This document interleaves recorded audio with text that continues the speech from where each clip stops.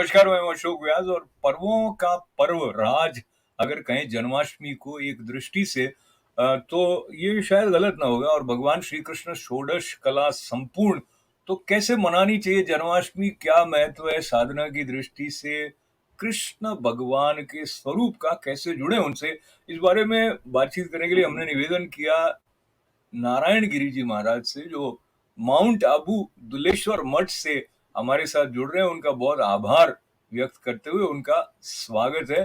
प्रणाम स्वामी जी, स्वागत है आपका। Thank you. तो शुरुआत भक्ति की जब कर रहे हैं तो आपके जीवन का थोड़ा सा झलक, थोड़ी सी झलक हमारे दर्शकों तक पहुंचे। प्रारंभ में जब युवा अवस्था होती है तो सभी के मन में अलग अलग सपने होते हैं। आपने जो वस्त्र धारण किए हैं तो उससे लगता है आपको प्रारंभ से कुछ वैराग्य हो गया था, या भगवान ने अपनी ओर खींच लिया, इस प्रकार आम बोलचाल में हम कहते हैं। अगर आप कुछ थोड़ी सी स्मृतियां उन दिनों की जब आपके भीतर लगा कि मुझ में कुछ है जो ईश्वर की तरफ मुझे खींच रहा है। जी, वैसे तो फंडामेंटली तो ये है अशोक जी जी कि पर्सनल बातों पे ज्यादा बात नहीं करते हैं। ये एक प्रकार का हमारे ऊपर ये नियंत्रण है जी परंपरा का जी जी कि you can't talk too much about personal matters. तो पर इसमें एक समझदारी वाली जो बात है जो सबको लाभ पहुंचा सकती है वो शेयर कर सकता हूं मैं। जी जी कोई अजीबोगरीब कुछ नहीं हुआ है, ऐसे कोई चमत्कार कोई नहीं हुए हैं, ऐसा कुछ नहीं हुआ है। Very smooth, very smooth. ये रहा कि जब मैं विकास आयु के साथ करता चला गया तो at one point of time, at one juncture, I had to decide कि नाउ व्हाट, अब क्या, and what I want out of my life. ये एक प्रकार से ये प्रश्न मुझे हॉन्ट करने लगा। तो वहां जब मैं गहराई से सोचने लगा कि मुझे क्या चाहिए जीवन से, तो उसका अल्टीमेट परिणाम यह आया कि मैंने संन्यास लिया। तो एक प्रकार से मुझे क्या चाहिए के फलस्वरूप ये बात सामने आई थी। मेरे मेरे संस्कार, पूर्व जन्म के संस्कार रहे होंगे, मेरे आसपास के वातावरण वो रहा होगा, मेरा बचपन कुछ ऐसा रहा होगा, वो सब सहायक रहा होगा। पर मूलभूत रूप से मुझे काम आया है तो यही प्रश्न कि मुझे जीवन से क्या चाहिए। तो और ये ये बड़ी बड़ी बड़ी काम की चीज है ये बिल्कुल है। प्रश्न। और दरअसल मैं कृष्ण भगवान का नाम लेकर आपके इस प्रश्न के साथ थोड़ा आपका हाथ पकड़कर चलना चाह रहा हूं, क्योंकि ये हमारे बाकी दर्शकों के लिए भी, जैसे आपने कहा, कहीं ना कहीं ये प्रश्न सबके मन में होता है। और फिर जो समाज हमारे सामने रख देता है कि पैसा कमाना एक उद्देश्य है या इस प्रकार के भोग करना एक उद्देश्य, तो हम उसको लेके दौड़ते रहते हैं और बाद में क्या क्या होता है उस पर नहीं जाते हुए। तो आपने क्या पता किया, क्या पाना है आपको जीवन से?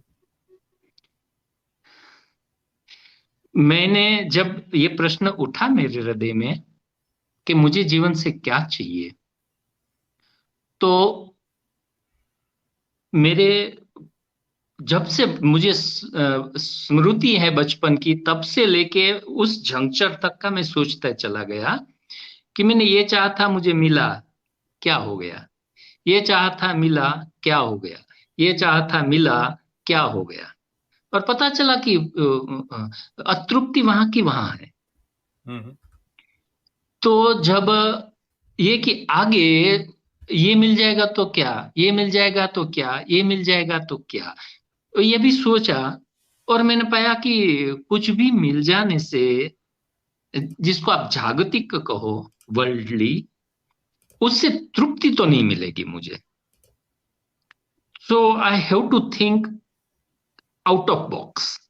जी तो उस अर्थ में मैं सत्पुरुषों के चरणों में गया, उनसे प्रश्न पूछे। मैंने शास्त्रों का अध्ययन चालू किया। लगातार 3 साल तक मैं शास्त्रों का अध्ययन करता रहा, और ये आया कि let me play the dice, ये जुआ खेल लेना चाहिए।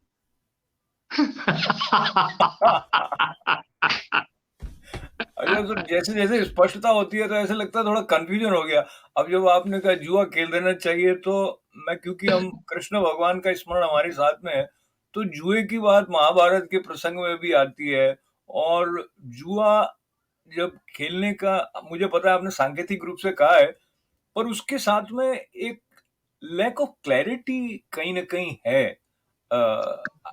तो जो कि आप बहुत ही ईमानदार ईमानदार हैं, पर कोई सामान्य मनुष्य भी, आपकी तो बात और है, वो ये मानने को तैयार नहीं होता है कि लैक ऑफ क्लैरिटी है। हम लोग झूठ-मूठ कह रहे हैं, मुझे तो सब पता है, ऐसे चलता है। Very sad. ये है, ये वास्तविकता है, ट्रू। जी, पर ये इसलिए मैं कह रहा हूं कि जुआ खेलना चाहिए, खेल लेता हूं, इस अर्थ में कह रहा हूं कि गारंटी है कहीं? आपने संन्यास ले लिया, परमात्मा मिल जाएगा, कोई गारंटी है? तृप्ति मिल जाएगी, कोई गारंटी है? और यह है कि हमारा, if I am truthful to myself and my tradition and my society and my religion, तो there is no U turn. संन्यास के बाद कोई यू टर्न नहीं है। तो इस अर्थ में कि I fail in my mission, and I was absolutely fail, I was on verge of failure, because of few spiritual giants apart from my Guruji, उन जो ब्रह्मज्ञानी परम करुणावान जो सत्पुरुषों का कृपा हुई, उस कृपा के फलस्वरूप में पूज्य श्री की शरण में भी आया। तो मेरा जुआ, मुझे ऐसा लगता है, ऐसा एहसास आता है कि मैं सफल रहा हूं। ये एक एहसास आता है। पर जुआ इसलिए था कि यदि स्वामी जी की कृपा नहीं होती, मेरे गुरु जी पूज्य स्वामी ईश्वरानंद गिरी जी महाराज, ये उनकी करुणा है कि मेरा जीवन, मुझे लग रहा है कि हाँ, सफल हुआ है। Not in matter of worldly affairs, in the matter of my self, मेरे हृदय, मेरी आत्मा को लेके, कि हाँ, ये इस कृपा के फल स्वरूप मैं, otherwise it was very really risky. Swami गेम। जी, मैं आपको इंटरप्ट करते हुए ये कहूँ कि जो ट्रांसपेरेंसी जैसी आपकी अभिव्यक्ति में है, खुले हृदय से आपने जो चिन्ह देखे अपनी आंतरिक यात्रा में, उसको आप व्यक्त कर रहे हैं, तो ये ट्रूथफुलनेस, अटर ट्रूथफुलनेस के बिना ऐसा आता नहीं है। और ट्रूथफुलनेस के साथ-साथ एक सेल्फ एश्योरेडनेस, जो जिसके लिए आपने गुरु कृपा का उल्लेख किया, यस। वहाँ यस। से वो आती है। तो इसको लेते हुए, और हम जब ब्रह्म ज्ञानी आपने बताया, तो एक संदर्भ हमारे साकार और निराकार का परंपरा में आता है। तो जब हम ब्रह्म प्राप्ति की बात करते हैं, तो अद्वैत का जो दर्शन है, उसका भी कहीं न कहीं उसका बोध रहता है। तो जिसमें है कि वे सब एक ही है, वही एक है। और जब हम श्रीमद् भगवद गीता से श्री कृष्ण अपने विराट स्वरूप के बारे में बता रहे हैं, या विश्व रूप दर्शन है तो वही। लेकिन अब हम कृष्ण के स्वरूप की तरफ बढ़ें, तो ये जो सर्वव्यापी साकार रूप में श्री कृष्ण स्वरूप में जिनकी हम उपासना करते हैं, उसका क्या विशेष साधना की दृष्टि से महत्व है? देखो, ये ये आपकी गरीबी है। ये जो साकार निराकार पे जो आप उलझ रहे हो, जी। ये आपका दारिद्र्य है। तो सॉरी मैं भी सॉरी, मुझे नहीं, क्षमा नहीं, करना हो।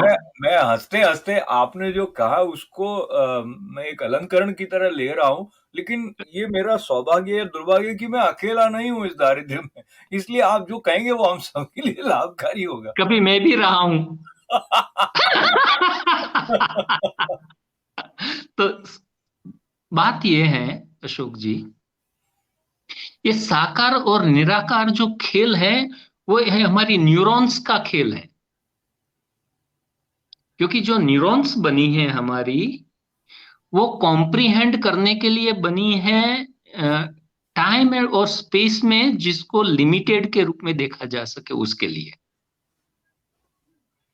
वो इन्फिनिट को परसीव करने के लिए वो बनी नहीं है। और हम जो सोचते हैं और जो जीते हैं, आमतौर पर वो इन न्यूरॉन्स के थ्रू होता है हमारा। 5 इंद्रियों से जो आप परसेप्ट करें उसी को जगत कहेंगे ना, उसी को जीवन कहेंगे ना। तो ये पांचों इंद्रियों का जो परसेप्शंस जो आते हैं वो थ्रू न्यूरॉन्स आते हैं। और न्यूरॉन्स तो फंडामेंटली बनी ही है लिमिटेड को ग्रास्प करने के लिए। तो इन्फिनिट को ग्रास्प करना, वो एक अलग डायमेंशन में जब हम जाते हैं तब संभव हो पाता है। तो जब तक हम उस डायमेंशन में गए नहीं हैं, जब तक हम उस डायमेंशन में नहीं गए हैं तब तक ये साकार निराकार वाली दरिद्रता हम सब में आएगी ही। जब उस डायमेंशन से देख लेंगे और इस डायमेंशन से भी देख लेंगे, तब समझ में आएगा कि ये क्या है साकार निराकार। एक ही तो बात है, ये हम दो में इसको बाइफरगेट क्यों कर रहे हैं। तो ये है कृष्ण। अभी जैसे आपने कहा कि हम बाइफरकेट क्यों कर रहे हैं, वो बात अपने स्थान पर जहाँ ले जाती है वो कल्याणकारी है। पर हम फिर से नन्हे नन्हे कदम रखते हैं और जो श्री कृष्ण स्वरूप है या थोड़ा और बैक ट्रैक करते हैं। जो सभी उत्सव हैं वो इसी अनंत के साथ में या जिसको आप अ, के साथ जोड़ने का एक माध्यम प्रेरक हमारे लिए बन जाते हैं। सही है। देखो, पहली बात तो ये हो गई है, न्यूरॉन्स बिना लिमिटेड को परसीव किए हुए फंक्शन नहीं कर पाएगी। तो साकार लिए बिना चलेगा नहीं।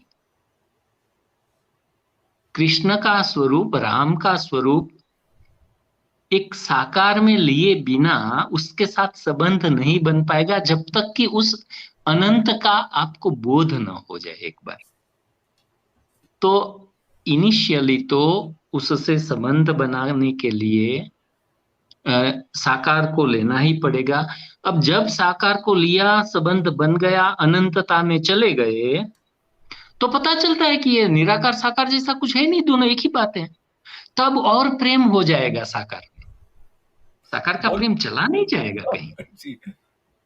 तब और प्रेम हो जाएगा कि अरे वो उतना विराट जो मुझे न्यूरॉन्स से परे जाके मुझे पकड़ना पड़ता है, वो न्यूरॉन्स के विदिन भी आ रहा है। व्हाट ग्रेस, वो क्या करुणा है उसकी। और प्रेम हो जाएगा, झगड़ा नहीं रहेगा। ये जो आपने अभी कहा है वो समझ में आए ऐसी स्थिति तक जाने के लिए जो साकार के साथ जुड़ने की दृष्टि से उत्सव एक अवसर देते हैं, उसमें अब सीधा आप जन्माष्टमी के उत्सव पर आए, तो इसकी ठीक क्या है, महिमा आप मानते हैं? देखो, ये वेद के 6 अंग हैं, जिसमें से एक है ज्योतिष, जिसमें गणना है प्लानिटरी पोजीशंस की, कॉस्मिक पोजीशंस की गणना है। और उसके पीछे एक अनुभूतिपूर्ण एक सत्य भी है कि कालखंड में कुछ ऐसा समय आता है, एक कालखंड ऐसा भी होता है जिसमें आप कुछ विशेष अनुभूति को पा सकते हो। अब हम जन्माष्टमी की ही बात कर लें। वो जो इतना, I think 23 trillion galaxies, I am not talking about stars और suns, I am talking about galaxies. जी। तो जो 23 ट्रिलियन गैलेक्सीज जिसमें बनती हैं, जिसमें रहती हैं और वापस जिसमें ही समा जाती हैं, उतना विराट जो सत्ता, वो एक जब व्यक्तित्व को धारण करता है, just for the sake of Joy and love, जब वो आकार लेता है, तो वो जो घटना है, उस विराट का एक व्यक्ति के रूप में प्रकटन होना, ये कोई मामूली घटना तो नहीं है। वो जिस प्लानिटरी पोजीशंस में बनी थी, उसी पोजीशन में वही घटना वापस परसीव की जा सकती है, उसका स्पर्श किया जा सकता है।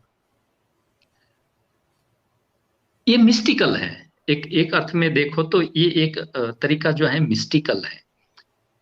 यदि एक योग्यता वाला साधक है, तो उसका ध्यान कैलेंडर पे है या नहीं है, वो जन्माष्टमी आएगी तो कृष्ण अनुभूतियां बहुत सारी उसके अंदर अपने आप उठने लग जाएगी। उस कृष्ण एक जो व्यक्ति के रूप में आए वे, और कृष्ण जो वास्तव में तत्व, वो दोनों को वो अनुभव करने लग जाएगा बिना जाने। ऐसे ही रामनवमी, ऐसे ही महाशिवरात्रि, नवरात्रि, ये सारे ऐसे कालखंड हैं जिसमें आप बहुत आसानी से उसका स्पर्श कर सकते हैं। वो स्पर्श आपके एलिवेशन के लिए होता है। तो इस अर्थ में उत्सवों को देखा जा सकता है स्वामी जी, कि आप जी, आपका जो इसको कर एक्सप्लेन, दिया गया कि उपवास करो। अब क्यों उपवास करो भाई? दो तरीके हो सकते हैं। एक तो यह है कि मुझे पुण्य मिलेगा, पुण्य से मुझे ऐश्वर्य मिलेगा, भोग मिलेगा, ये भी एक तरीका है, सही है, उसका भी कोई अ, विरोध नहीं है। एक तरीका ये है कि मैं भूखा रहूं तो मुझे उसको परसीव करने में आसानी हो जाएगी, मैं अप टू बेस्ट हाइट में उसको छू पाऊंगा। तो इसके लिए उपवास, तो दोनों तरीके भी हैं।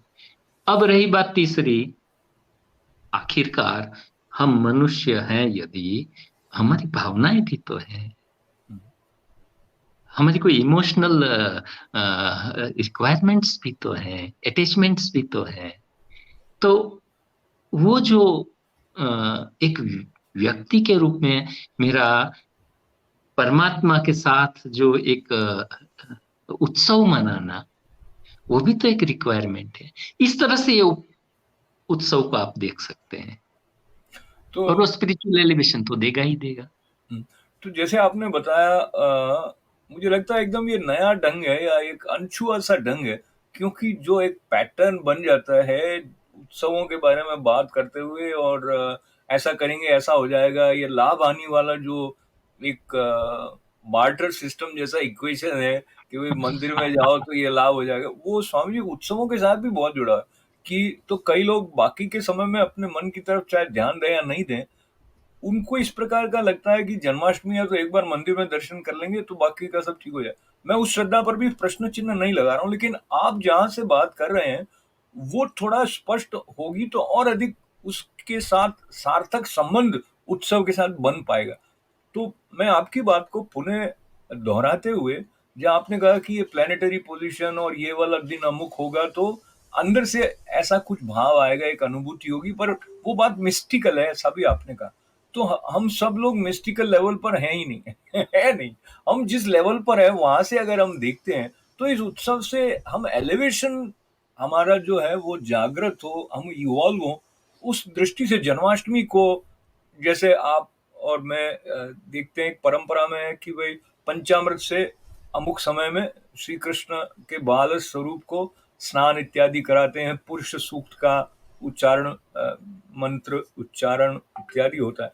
इस सब के महत्व के बारे में आप अपने अनुभव से क्या कहना चाहेंगे?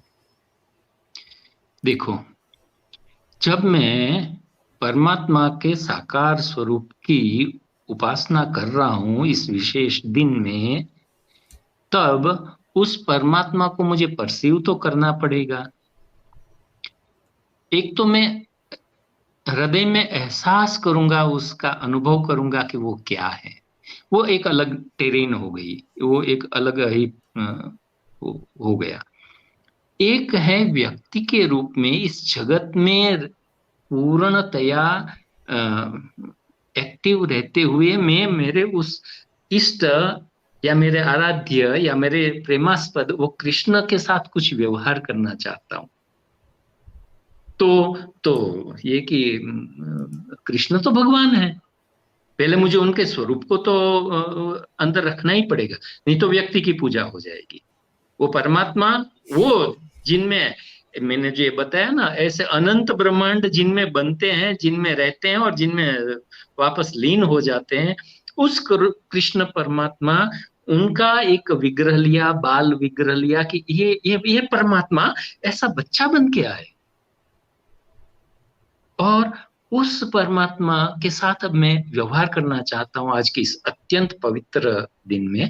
तो यह है कि उसकी पूजा, तो पूजा में सारे उपचार हैं। आपने तो खाली पंचामृत का ही कहा, वो स्नान का ही कहा, पर आह्वान है, उनको बुलाना पड़ता है। उसके पहले खुद को तैयार होना पड़ता है, खुद शुद्धि आदि करके, आचमन प्राणायाम, फिर संकल्प करके कि यह सब मैं क्यों कर रहा हूँ, वो ओरिएंटेशन लाने के लिए। फिर यह है कि उस कृष्ण का उस विग्रह में आह्वान करना है, आह्वान करके आसन देना है। उस तरह से पूरी पूजा करके परसीव करने की कोशिश की जाती है, एक संबंध को और ज्यादा एस्टेब्लिश करने की कोशिश की जाती है। तो ये तो हुआ पूजा का। पर पूजा तो आधा घंटा चलेगी, घंटा भर चलेगी, 1.5 घंटा चलेगी, सहस्त्र नाम से अर्चना करो और स्तोत्र करो, 2 घंटा चलेगी। उसके अलावा बाकी 22 घंटे हैं। तो सतत जो मैं उस परमात्मा के साथ एक इन ट्यून रहूं, और मैं कुछ गाऊं भी, यदि मेरे में वो स्वाभाविकता है तो थोड़ा नाच भी लूं। मेरे जो आत्मीय लोग हैं उनके साथ कुछ शेयर भी करूं, कुछ उसकी महिमा को भी अनुभव करने की और समझने की कोशिश करूं, कुछ उससे पाने की भी कोशिश करूं, अनुग्रह पाने की भी कोशिश करूं। इस तरह से पूरा दिन ये मनाना चाहिए, तो पूरा लाभ मिल जाएगा।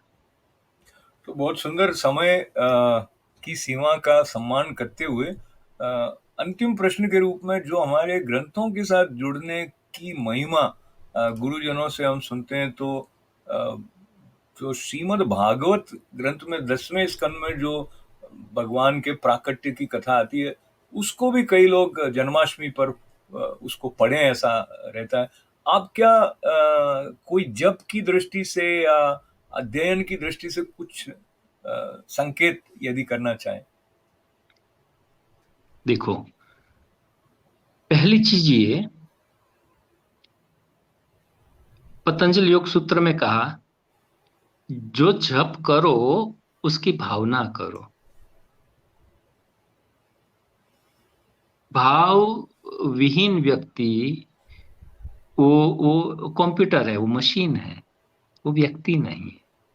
भाव तब बनता है जब उस सत्ता की वास्तविकता, उसकी महिमा को समझा जा सकेगा। तो कोई भी उपासना बिना भगवान परमात्मा की, इष्ट की महत्ता को समझे बिना कभी संभव ही नहीं है। इसलिए शास्त्रों का इतना जोर है कि भगवान को समझो, भगवान क्या है। तो इस तरह से शास्त्र के बिना तो कुछ संभव ही नहीं है, चिंतन के बिना तो संभव ही नहीं है। तो वो फिर आपकी मर्जी के अनुसार करो। कुछ ऐसे स्तोत्र भी हैं जिसमें भगवान की महिमा को क्या अद्भुत रूप से गाया है, वो भी उपनिषद जैसे ही है। तो बहुत सुंदर एक लास्ट चीज मैं आपको कह दूं, आपका लास्ट प्रश्न है तो, नारद जी गए भगवान के दर्शन करने। तब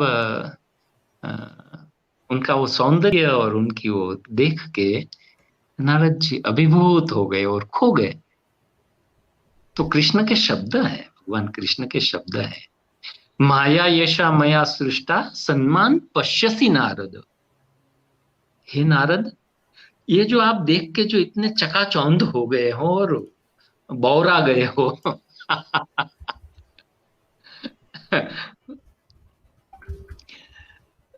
ये माया से मैंने बनाया है। आप तो ज्ञानी है, आप मुझे तत्वतः देखो ना। और गीता में भी कई बार कहा है अर्जुन को कि मुझे तत्वतः जान। तो वो व्यक्ति के बिना तो तत्व में जाया नहीं जा सकेगा। तो विग्रह के रूप में, मूर्ति के रूप में, व्यक्ति के रूप में तो उपासना करनी है। बिना तत्वतः जाने वो उपासना में वो अ, तेज नहीं आएगा, वो प्रकाश नहीं आएगा। तो इस तरह से आपने सही प्रश्न उठाया कि मात्र पूजा नहीं, कुछ पुराण से या वेद से कहीं से लेके थोड़ा चिंतन भी होना चाहिए कृष्ण क्या है। बहुत सुंदर। तो नारायण गिरी स्वामी जी के साथ में ये जो जन्माष्टमी के निमित्त एक विमर्शात्मक एकदम आधुनिक मन को छू देने वाला जो संवाद हुआ, उसके लिए आपके चरणों में बहुत आभार के साथ प्रणाम है। और अरे जन्माष्टमी के पर्व की आपको भी बहुत बहुत बधाइयाँ, हमारे दर्शकों को भी बधाइयाँ। हमारे साथ जुड़ने के लिए आपका बहुत बहुत आभार है। पुनः मंगल कामना के साथ अशोक व्यास को अनुमति दें। नमस्कार।